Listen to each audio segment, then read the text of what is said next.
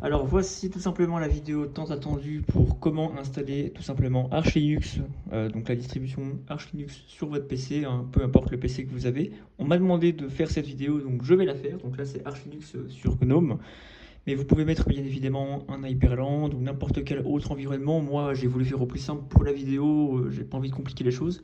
Donc dans la première partie de la vidéo, je vous montre comment l'installer. Donc je pars du principe que vous avez déjà créé votre clé bootable avec l'ISO de Arch Linux dessus, donc avec By Nature ou Rufus depuis Windows ou By Nature depuis un système Linux. Voilà. Je pars du principe que vous avez déjà votre clé bootable avec Arch Linux de préparé dessus. Donc une fois que c'est bon, on va brancher la clé USB avec Arch Linux qui est contenu dessus. Du coup, je la branche comme ça, je la branche directement sur mon PC. Et une fois que, il faut trouver le bon sens, une fois que du coup ma clé bootable Arch Linux est branchée à mon PC, je vais pouvoir tout simplement vous montrer comment le configurer absolument de zéro, étape par étape. Donc c'est parti. Alors là du coup on va allumer le PC avec la clé. Donc moi j'ai supprimé toutes les données qui avaient sur mon disque dur, donc j'ai pas besoin d'accéder au BIOS avec le set, il va le faire tout seul et il va démarrer automatiquement sur la clé, mais vous allez devoir le faire. Une fois arrivé sur l'interface là, vous allez tout simplement prendre la deuxième option, donc c'est Arch Linux Install Medium. Ok, donc la première elle marche pas forcément, ça dépend. Donc moi je vous conseille de prendre la deuxième option. Une fois que vous avez sélectionné la deuxième option, ça va être extrêmement rapide parce que Arch Linux, je crois que c'est l'une des distributions les plus rapides à s'installer par rapport à Debian, etc. J'ai fait le test. Donc là vous faites comme moi, donc là vous attendez, donc vous n'avez rien à faire à partir de ce moment-là. Il y a une étape où en gros je vais vous dire, voilà, donc welcome to Arch Linux, vous voyez, donc c'est vraiment très simple, hein, il n'y a pas vraiment de complications là-dessus. Alors, c'est vraiment super simple. Il y aura des coupures, par exemple, quand je vais devoir me connecter à mon Wi-Fi. Quand vous êtes ici, là, quand vous avez ça, ce message-là, vous appuyez juste Entrée. Ok, et hop, voilà, c'est bon. Ou alors sinon, vous pouvez attendre très longtemps. Mais je ne recommande pas. Ok, donc là, c'est bon. On est déjà sur l'interface pour configurer Arch Linux. Je vous ai dit, c'est extrêmement rapide. Donc là, à partir de là, vous allez pouvoir tout installer à la main à partir du terminal qui est donc juste ici. Par défaut, votre clavier qui est donc en ASERTY, et il est passé en QWERTY, c'est-à-dire que quand vous allez appuyer sur la lettre A, ça vous mettra un Q, c'est normal. Pour vous passer le clavier en français directement, vous allez devoir écrire la commande. Ça, c'est le premier truc que vous allez devoir faire. Load keys avec un S, plus loin FR. En tapant cette commande, vous avez votre clavier maintenant en français. Quand j'appuie sur A, ça met vraiment A comme on peut le constater ici. Donc j'ai mon clavier en français et donc mon Arch est maintenant en français. La touche majuscule ne marche pas, donc il faudra évidemment faire attention. Donc là, on va faire quelque chose qui est hyper important, comme on peut le voir juste ici avec le IWCTL. On va configurer notre interface réseau pour que, en fait, quand il installe l'environnement GNOME ou n'importe quel environnement Arch Linux, par exemple basé sur KDE Plasma, GNOME, XFCE, etc. Bref, Hyperland, si vous le souhaitez, il a besoin de récupérer des paquets sur Internet pour ensuite les installer.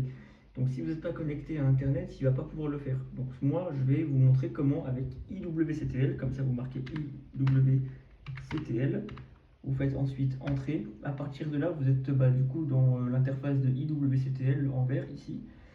Et on va afficher le strict minimum qu'on va avoir besoin. Par exemple, ici, si je fais device list comme ça me permet d'afficher en fait mon interface réseau. Donc là actuellement je suis sur le VLAN 1, donc c'est ce qui va nous apporter parce qu'on va devoir en avoir besoin.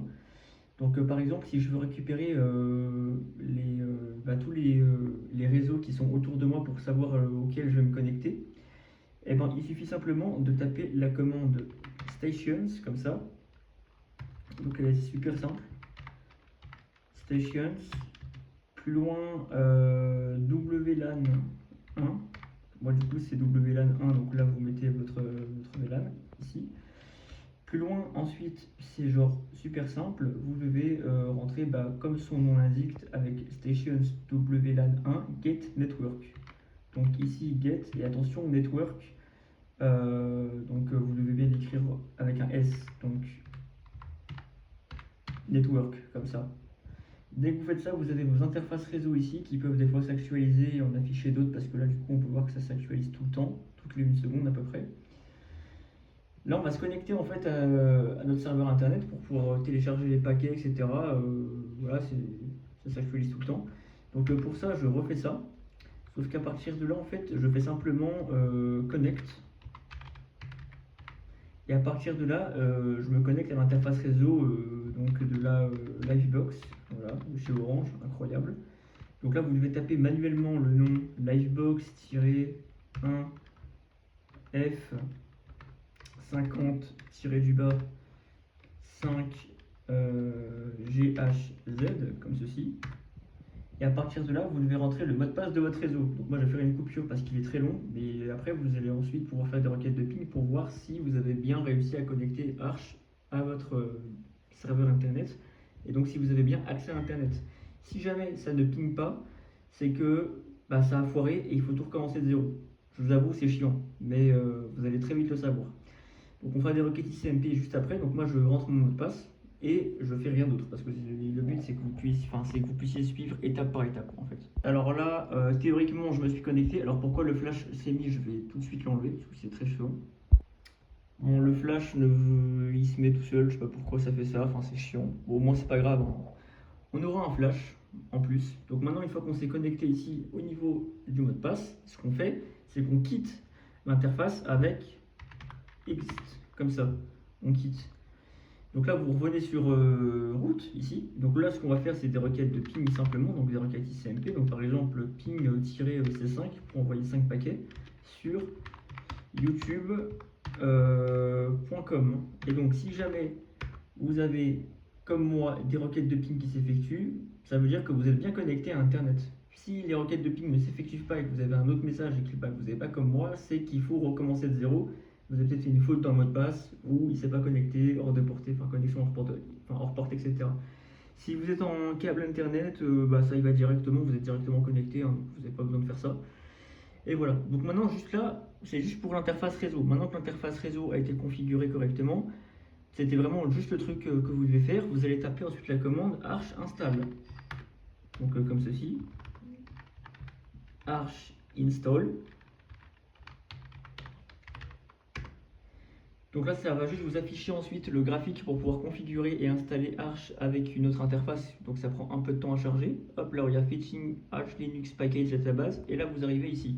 À partir de là, c'est là où vous allez pouvoir configurer manuellement votre Arch Linux. En gros, vous avez des pièces de puzzle que vous devez assembler pour faire le puzzle.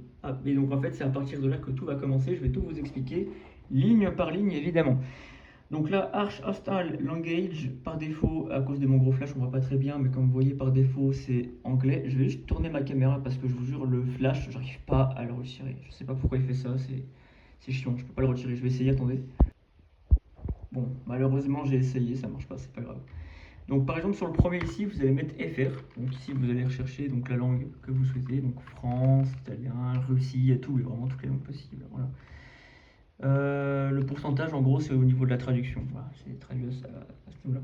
Paramètres régionaux, vous cliquez dessus. Donc là, disposition du clavier, c'est important. Donc là, vous allez par exemple ici, vous voyez, vous avez une interface ici qui est pas mal. En gros, quand vous appuyez par exemple ici sur slash, hop, vous avez un système de recherche qui vous permet de rechercher ici FR. Voilà, vous tapez FR ici.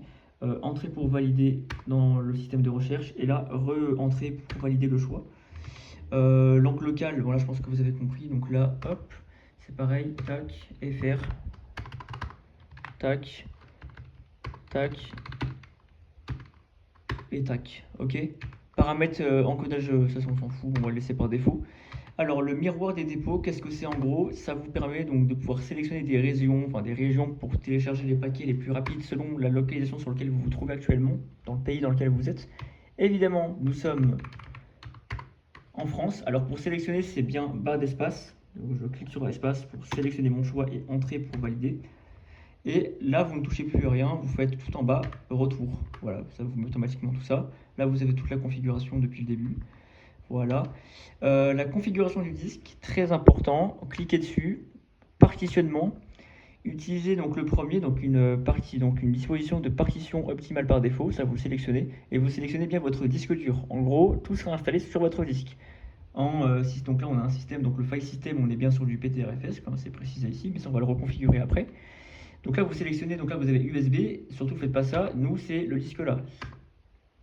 Donc le système de fichiers, comme je parlais, donc on a du BTRFS, de l'EXT4, XFS, F2, FS. Mais évidemment, BTRFS, c'est plus...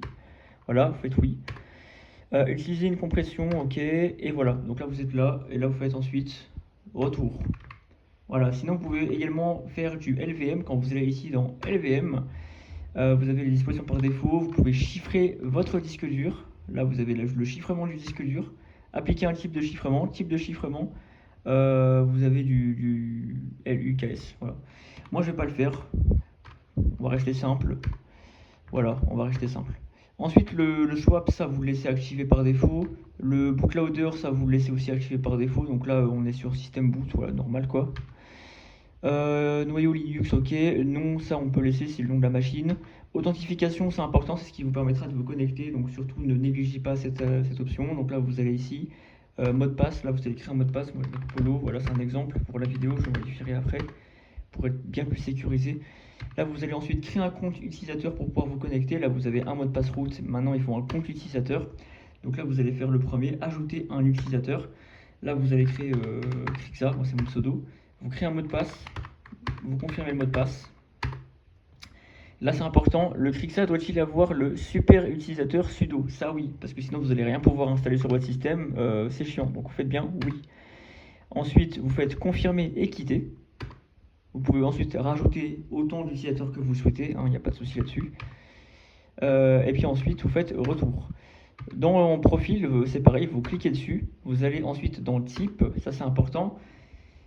C'est en gros, vous allez installer Arch Linux pour quel type d'utilisation. Donc soit en version PC, donc nous c'est évidemment ce qu'on veut, une version minimale, une version serveur, ou une version Xrog, Xrog, pardon, j'arrive pas à le dire, basé sur un X11, mais ça on s'en fout, donc il nous faut une utilisation PC, parce qu'on va l'utiliser comme un PC en fait, donc il nous faut le desktop. Ensuite, vu qu'on veut forcément l'utiliser en PC, il nous faut un environnement graphique, donc là on a tout ce qu'il faut, et vous avez évidemment de l'Hyperland. Ça par contre je vous conseille, pas trop, parce que si vous ne connaissez pas, vous devez tout configurer à la main. Nous, on va prendre du GNOME, mais vous avez tout ça.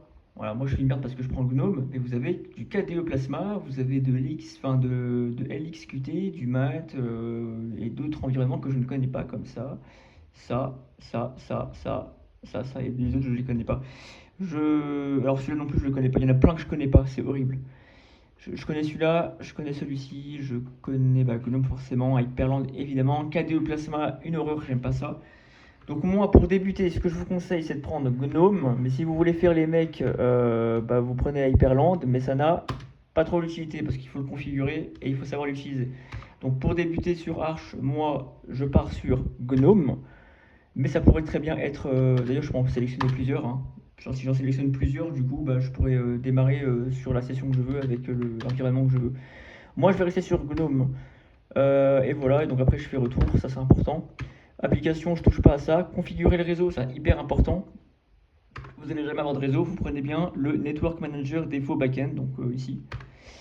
Ensuite, Pacman, c'est votre gestionnaire de paquets, hein, comme APT, enfin l'équivalent de APT pour voilà, et puis DFN, les autres trucs là, pour les distributions. Paquets supplémentaires, ça, c'est si vous voulez ajouter effectivement des paquets supplémentaires. Moi personnellement, je ne vais pas ajouter de paquets supplémentaires. Alors vous avez tout ça comme paquets supplémentaires. Voilà, vous avez tout ça. La liste est très très longue. Vous en avez plein. Ça vous les installe au niveau de l'installation. Moi, j'en ai pas besoin. Donc voilà. Fuseau horaire. Donc en gros, au niveau du fuseau horaire, quoi, sur là où vous vous situez, au niveau du NTP. Paris, Europe. Voilà, donc on est sur Paris. Hop. Europe, Paris. Et ensuite, voilà, donc le NTP est activé grâce au fuseau horaire qu'on vient de configurer. Vous faites ensuite installer, ne vous inquiétez pas. Hop. Voici votre configuration. Voilà la configuration qui se trouve juste ici. Voilà, donc dans Information. Voilà. Vous faites oui. Ensuite, à partir de là, vous avez un compte à rebours qui va se lancer, comme on peut le voir juste ici. Voilà, je ne sais pas viser avec mon doigt. Et là, en fait, vous n'avez juste un truc à faire, c'est attendre. C'est un peu long, mais vous avez juste un truc à faire, c'est attendre. Là, vous avez vraiment plus rien à faire, vous avez configuré Arch Linux. Vous avez vu, c'est pas très compliqué. C'est long parce que genre, je parle beaucoup, parce que j'explique ce que je fais. Donc la vidéo fait 14 minutes, mais en speedrun, ça fait 3 minutes de configuration, pas plus. Je vous laisse tester, je vous laisse tester, vous allez voir, vous allez traîner un peu, vous allez comprendre. Donc voilà, c'est assez impressionnant, hein, mais c'est très bien. Alors, évidemment, il va y avoir quelques petites complications avec Arch Linux, surtout si vous venez de Debian ou de distribution. Par exemple, si vous faites du Rust comme moi ou de l'assembleur comme moi, il va falloir adapter le système à votre façon de coder, votre idée, enfin, votre IDE si c'est VS Code. Il est un peu différent à installer parce qu'on va devoir l'installer non pas via la version Flatpak qui est proposée dans le store, parce que du coup, en fait, ça pose énormément de problèmes. Là, par contre, je suis d'accord, c'est pas très stable. Donc on va devoir l'installer via le site de Microsoft. Ah ouais, ouais, Microsoft, Linux, voilà, ça se tape dessus, c'est pas bien. Mais c'est un outil qui est dépendant en fait, enfin qui appartient à Microsoft. Donc on va dire, vas-y, c'est un outil qui appartient, c'est pas un OS, je m'en fous. Donc on va attendre, puis voilà.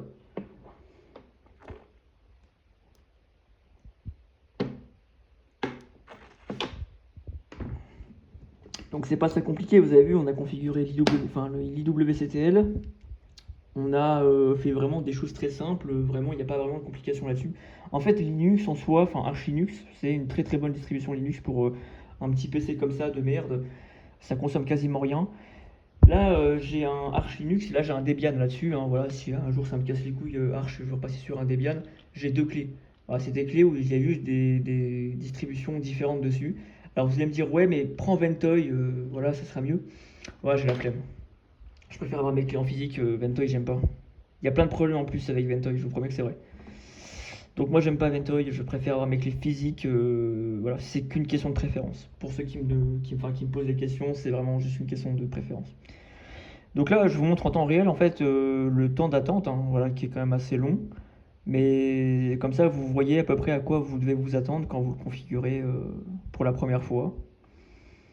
Faites pas, là, même moi je calcule pas ce que je vois à l'écran. Ah tiens, Wayland. On a un Wayland qui vient d'être installé. Donc ouais, pour rappel, Wayland qui est un protocole de serveur d'affichage pour le type de fenêtrage.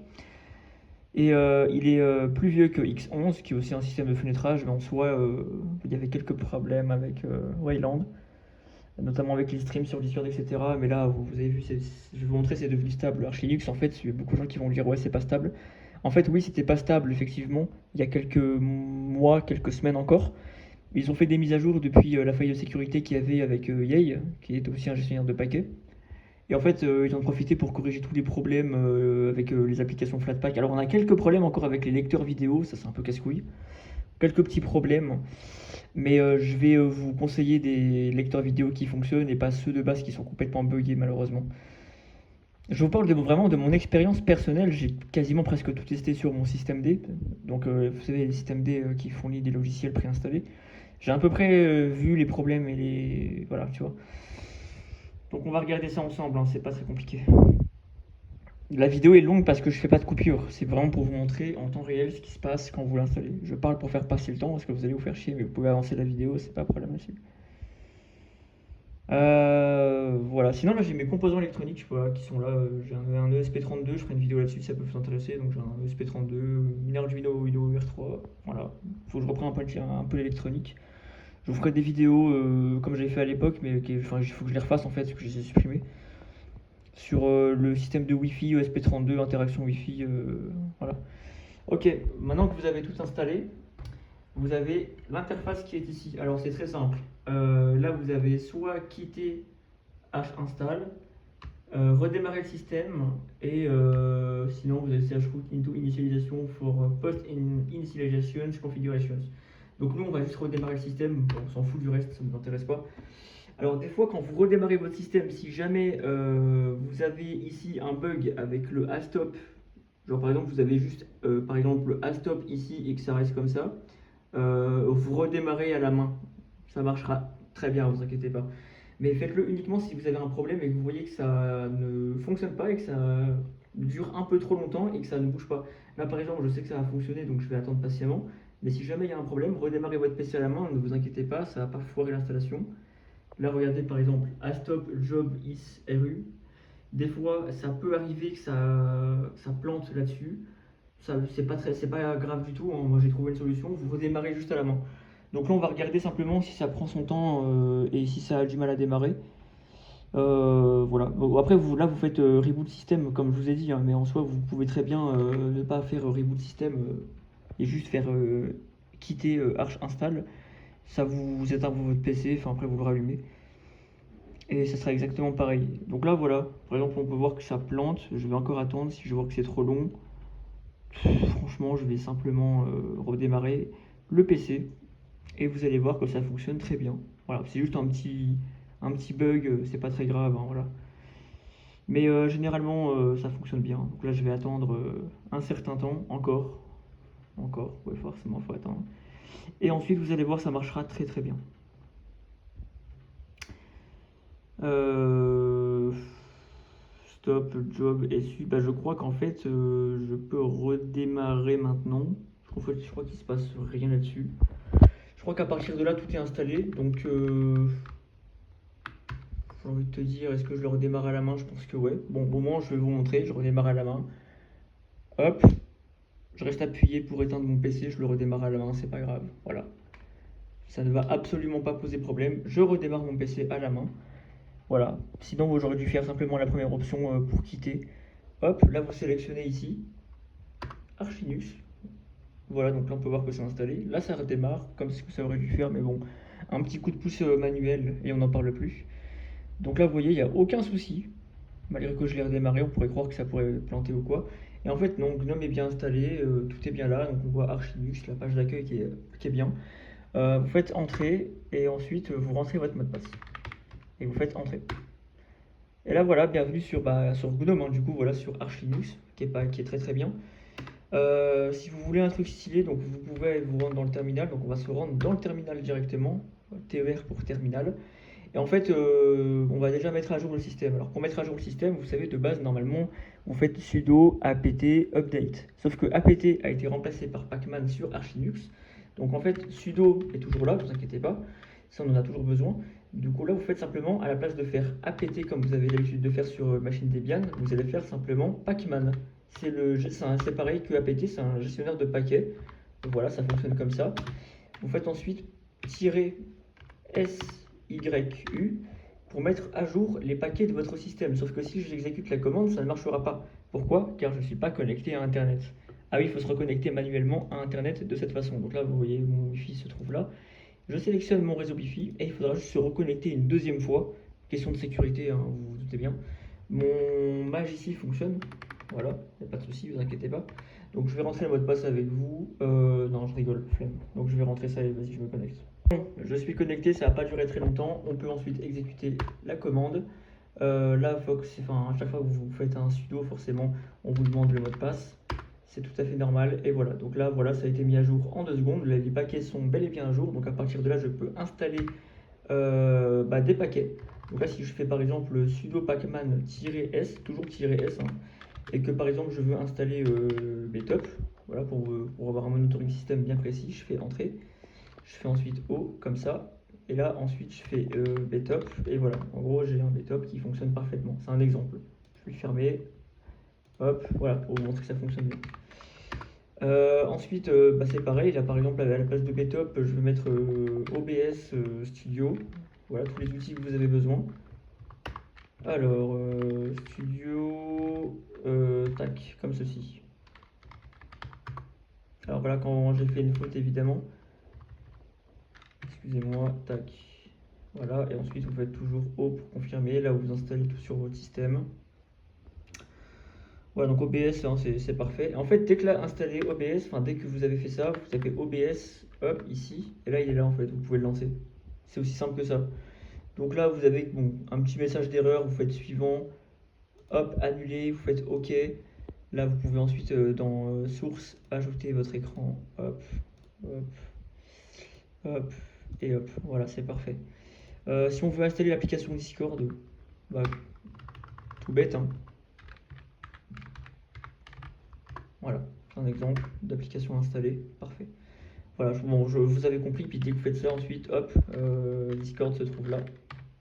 Voilà, vous lancez, vous vous connectez et on n'en parle plus.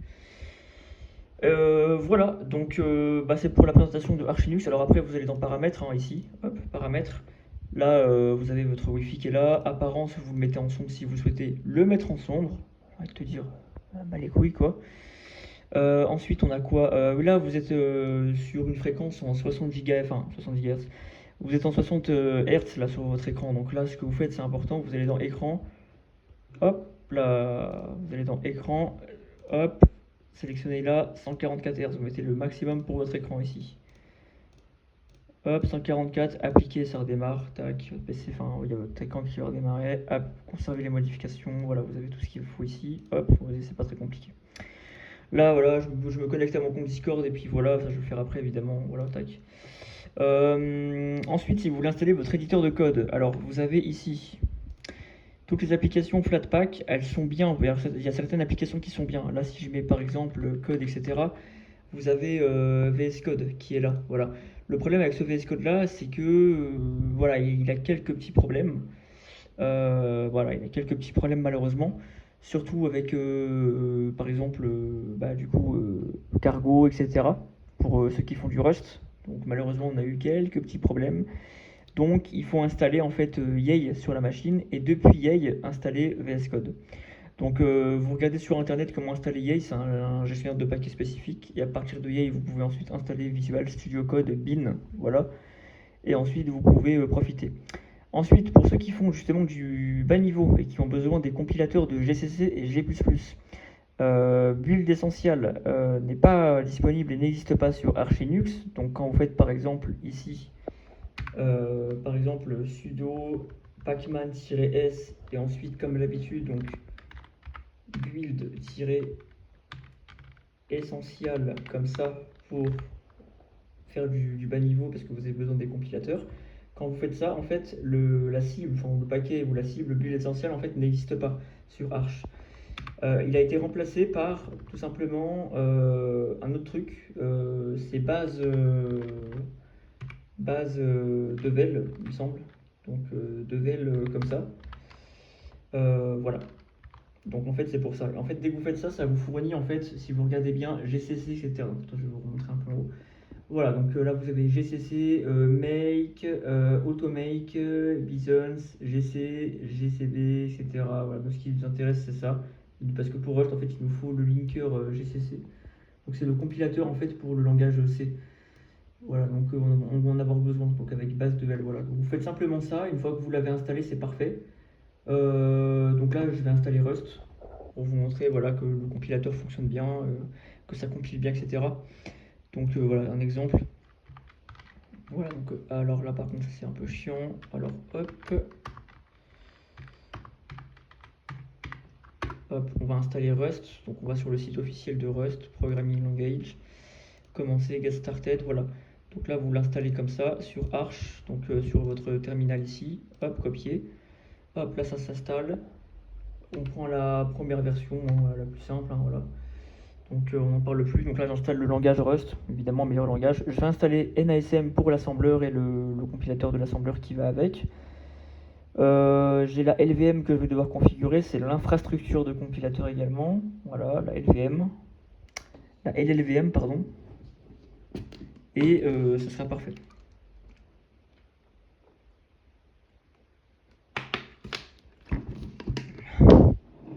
Chaud sa grand-mère. Alors, une fois que vous avez là, bah, pareil en fait, source. Ça c'est pareil, hein, vous inquiétez pas. Ça bouge pas.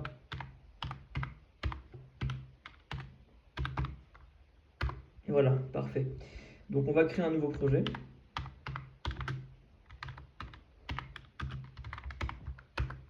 Voilà. ls cd polo.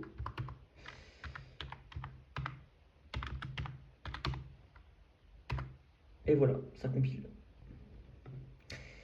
Donc au moins comme ça, vous savez. Voilà, donc bah, je ferai une vidéo sur Yay pour l'installer sur Arch Linux. Ne vous inquiétez pas, j'ai OBS installé, je vais pouvoir le faire. Petite spécification, si vous faites des vidéos avec OBS, vous allez peut-être avoir des problèmes actuellement en 2026 avec le lecteur de vidéo qui n'est pas qui est là, voilà, qui est là. Si jamais vous avez des problèmes avec ce lecteur et qu'il vous pose problème, désinstallez-le et installez quelque chose de bien plus fiable en Flatpak, vous inquiétez pas. Vous mettez lecteur de vidéo.